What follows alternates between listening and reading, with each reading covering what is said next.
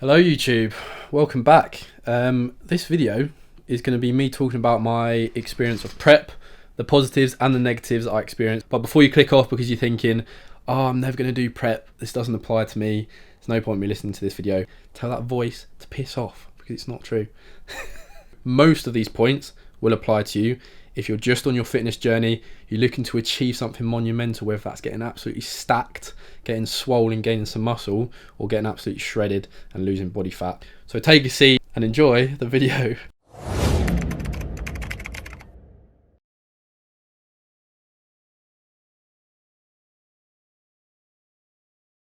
So we are going to start off with the positives that I found from the entire experience. Number one, I found that setting a goal, okay, so obviously the big goal of competing was huge for me to stay disciplined. Every single thing that I did from setting that goal and knowing that I was going to compete, I was on point, okay? I didn't miss a beat. I didn't allow a gram over my nutrition, okay? I didn't have a gram over on fats, carbs, proteins the whole entire time. I always made sure I was on point to the T.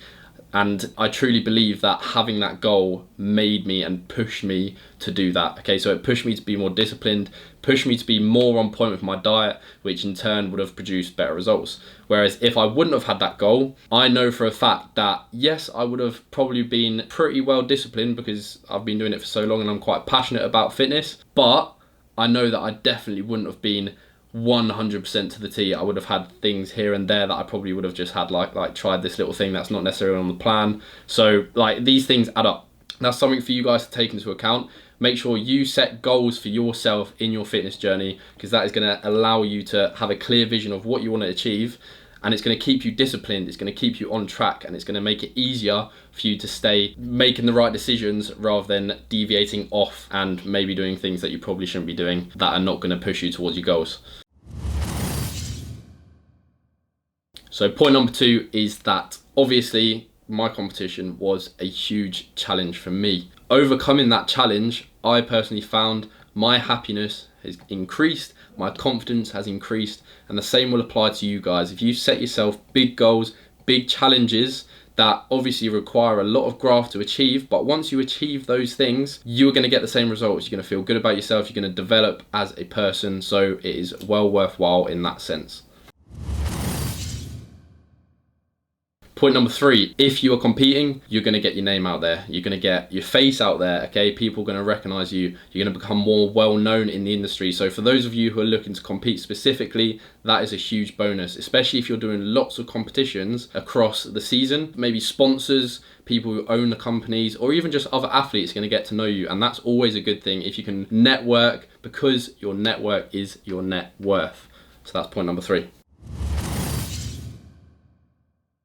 So point number four is that going to the event is a great experience. It was a great experience, and something like getting up on stage in front of like 50 to 100 people, that is a challenge in of itself.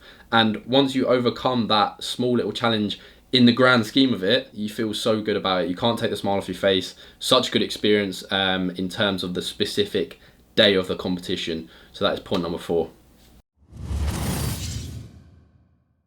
So point number five is about mental resilience and how you're going to build your mental resilience by going through the trenches, by putting in the hard work, putting in the grind, okay? And as I spoke about at the start of this video, this is a point that applies to most of you guys watching, okay? Whether you're looking to do a fat loss diet, whether you're looking to do a muscle gaining diet, whether you're just looking to be consistent with training in the gym, working towards these goals, you're going to have days where you don't feel like doing what needs to be done. But if you can overcome that, then you're going to build your mental resilience. So that is point number five.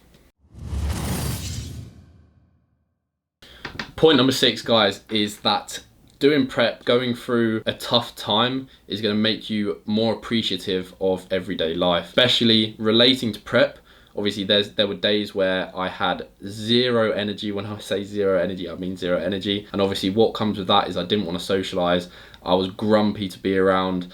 As you can imagine, trying to lose so much body fat, there were days when I was absolutely starving for food. The cravings were just out of this world. And as you can imagine, coming out of having a long period of time feeling like that and then coming out the other side, I was so much more appreciative of just feeling like I've got a decent amount of energy or really good energy, and just feeling like I want to socialize. Like all of these things you realize only once you've been through that tough time of feeling horrendous, and basically, as I explained, a lot of the negative sides. Only once you've experienced those things, you can then come out the other side and realize, actually, I'm so grateful and appreciative of having food in my stomach, having energy just day to day, whereas obviously some people in this world don't have that luxury. So that's definitely a big thing that I found coming out of prep. I'm just so much more appreciative of everyday life. So yeah, that's point number 6. And last but not least, guys, point number 7, it's going to make regular life seem easier, because you go through that time of being in the trenches, grinding, not necessarily enjoying yourself so much, but it's worth it in the end. And then you come out the other side, because you've been through all that hardship, life just seems easier, okay? And that's a massive thing that I've noticed. Like, I went through almost half a year. Bear in mind, not all of that time was in the trenches, not all of that time was I feeling like death, but especially towards the end, the last probably 2, maybe 3 months at least, I was in the trenches. And then coming out the other end of it, life just feels easier.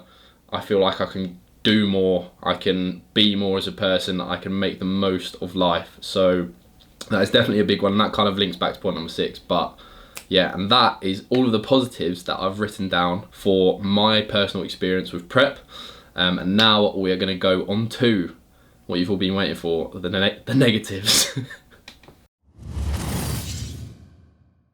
First of all, I noticed my temper was so much shorter than it normally was.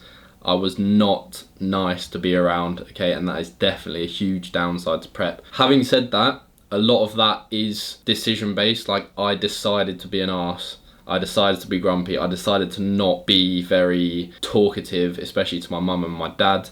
They were the people who kind of experienced this the most. But generally, anyone I kind of saw during that last 2 months of prep probably noticed a significant change in my personality. And yes, I could have made an extra effort to just try and be as normal as possible, and that's what I'll probably do next time. Now I've been through that process and experienced it, and I know what to expect, then I can kind of change how I act accordingly. But just based on the first round through, I did notice that I couldn't really help but be a bit of an arsehole sometimes, short-tempered. It is very, very difficult when you're in the moment. You won't truly understand it unless you've been through it yourself, but that is definitely one big downside that I noticed of prep. Number 2 of the negatives, my energy at some points was just ridiculously low. Like, there was a time when I was asked to do a kids sports camp and be one of the main coaches for this kids summer camp. This happened to fall during the time when I was about 8 to 9 weeks out from my show, and it literally got to the point I had to tell the person who had asked me to help that I couldn't do it anymore, because I found myself just literally not being able to muster up the energy to be enthusiastic, to coach kids, to just deal with like a group of kids. That was huge. And if you asked me before I went through prep if I thought I'd ever be like that, I'd be like, no, like, it can't be that bad. Like, obviously you just kind of push through it. But trust me, I literally just had nothing in the tank, and I could not physically bring myself to coach a kids sports session. And that wasn't even in like the last couple of weeks of prep. That was like 7-8 weeks out. So I hope that puts that into perspective for some of you guys. It is not easy, and you do feel very, very, very drained. You're kind of pushing your body to that extreme where it's unhealthy. Your body doesn't want to be there. Your body goes into survival mode. It wants to just hibernate, like fall asleep and just gain loads of fat and just become healthy again. But instead, you're still trying to push through everyday life, get your steps in, train hard, eat in a deficit still, do your cardio every day, and you just run your body into the ground. So yes, expect energy levels to just be non-existent in the last couple of weeks if you are looking to do a show. So you know when you guys go to the gym and you're really, really hyped for a session. You've got tons of energy, you've just taken a pre-workout, you feel good, you feel strong. Imagine the complete opposite of that. So you have zero energy, you're very tired, all you want to do is sit down, but you still have to go and give 110% in the gym. That is what you have to do for weeks on end when it comes to the last couple of weeks of prep. And on top of that, you also need to do cardio. So you can imagine the mental burden that puts on you, how drained you become after like pushing through that for a couple of weeks. You've got to take these things into account. If you're wanting to get to that next level lean, you're going to go through these experiences. So prepare yourself, be ready. You just got to take it on the chin, really. And last but not least, probably one of the biggest factors you want to consider, this is both for females and males, your hormones. Like running your body into the ground physically, getting down to those unnaturally low body fat percentages is not healthy. And as you can imagine, as a man, it is good for us to have high levels of testosterone. But when you push yourself to that limit, those levels come crashing down. Those levels do not come back up instantaneously. It's not like, oh, the day after the show, you eat loads of food and then suddenly you're back to normal. Okay, it takes a long time. The same thing applies to females. I've heard of some friends that I have who compete, who have also had similar issues. Obviously, it's not with testosterone though. That'll be with like estrogen and other things that you need to worry about as a female. But yeah, that is definitely a big one. And also obviously the drop in testosterone is what can sometimes lead to then having the lower energy levels, not feeling as good. Like having high testosterone contributes to energy, just feeling good, confidence, obviously the ability to hold on to and build muscle. So if you really crash your testosterone levels down, that's when you start to lose the muscle mass as well as on top of the other things like no sex drive, no libido.